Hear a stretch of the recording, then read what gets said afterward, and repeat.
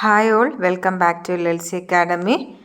Kerala PSC ഇറക്കിയിട്ടുള്ള പുതിയ notification ആയിട്ടുള്ള കാറ്റഗറി നമ്പർ 192/2024 കുറിച്ച് ഡിസ്കസ് ചെയ്യാൻ വേണ്ടിയിട്ടാണ് നമ്മൾ ഈ ഒരു വീഡിയോ ചെയ്യുന്നത്. അപ്പം 192/2024 divisional accounts officer by transfer ആണ്, സർവീസ് കോട്ടയാണ്. അപ്പോൾ സർവീസ് കോട്ടയിലേക്ക് ബൈ ട്രാൻസ്ഫർ ആയിട്ട് ഡിവിഷണൽ അക്കൗണ്ട്സ് ഓഫീസർ എന്ന് പറഞ്ഞ പോസ്റ്റ് വിളിച്ചേക്കാണ്. ഫേം വരുന്നത് കേരള സ്റ്റേറ്റ് ഇലക്ട്രിസിറ്റി ബോർഡ് ലിമിറ്റഡിലേക്കാണ്. അപ്പോൾ KCBയിലേക്കാണ് വിളിച്ചിട്ടുള്ളത്.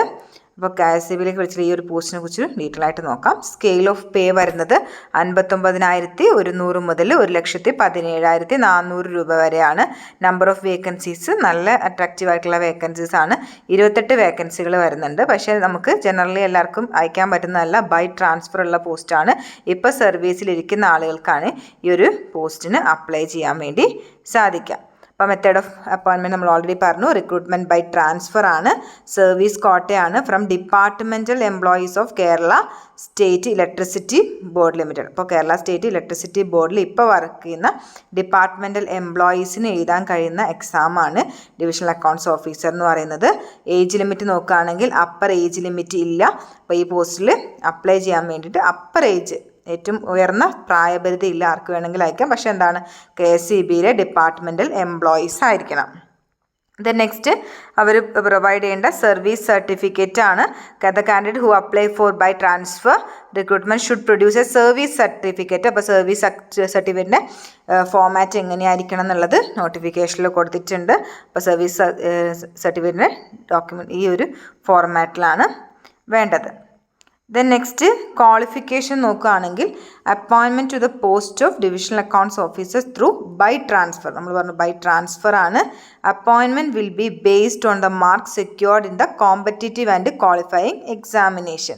അപ്പോൾ നമുക്ക് ഈ ഒരു എക്സാം PSC നടത്തുന്ന സമയത്ത് ആ എക്സാമിൻ്റെ എത്ര മാർക്ക് നമ്മൾ ക്വാളിഫൈ ചെയ്യുന്നു ആ മാർക്കിനനുസരിച്ചിട്ടായിരിക്കും നമുക്ക് അപ്പോയിൻമെൻറ്റ് ഉണ്ടായിരിക്കുക.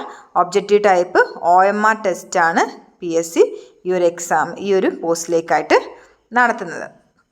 ദെൻ നെക്സ്റ്റ് എക്സാമിനേഷൻ്റെ പേപ്പേഴ്സ് ഡീറ്റെയിൽ ആയിട്ട് നോട്ടിഫിക്കേഷനിൽ കൊടുത്തിട്ടുണ്ട്. ഫൈനാൻഷ്യൽ ആൻഡ് കോസ്റ്റ് അക്കൗണ്ടിങ് വരുന്നുണ്ട്. മാക്സിമം 100 മാർക്കുകൾക്കാണ്.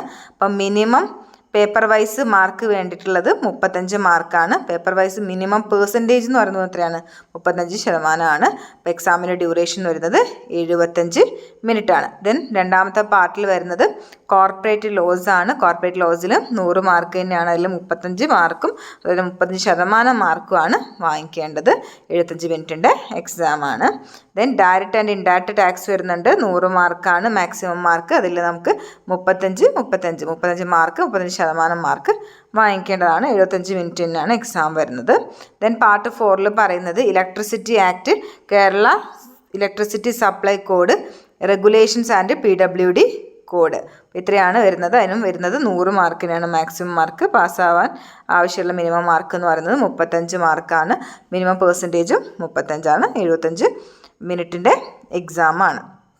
ഇനി ഓർക്കുക, in addition to the paper wise minimum marks, the aggregate marks required to pass the examination shall be 160 marks out of 400 marks, that is 40%. അപ്പോൾ ഓർക്കുക, എല്ലാ പേപ്പറിലും minimum mark 35% കിട്ടിയാൽ മതിയെങ്കിലും aggregate ആയിട്ട് നോക്കുന്ന സമയത്ത് 160 മാർക്ക്, അപ്പോൾ 400 മാർക്കിലാണ് മൊത്തത്തിൽ എക്സാം വരുന്നത്.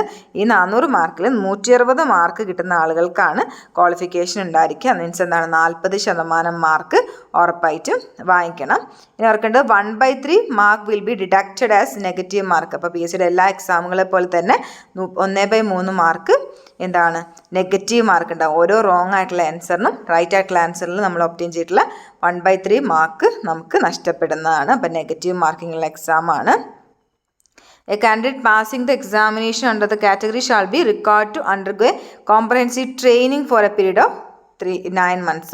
അപ്പോൾ ഈ ഒരു എക്സാം ക്വാളിഫൈ ചെയ്യുന്ന ആളുകൾ എന്ത് ചെയ്യണം, 9 മാസത്തെ ട്രെയിനിങ് പീരീഡ് അവർക്കുണ്ട്. ആ ട്രെയിനിങ് പീരീഡ് അറ്റൻഡ് ചെയ്യണം. Considering the significance and responsibility of divisional accounts officer in service of KCBL.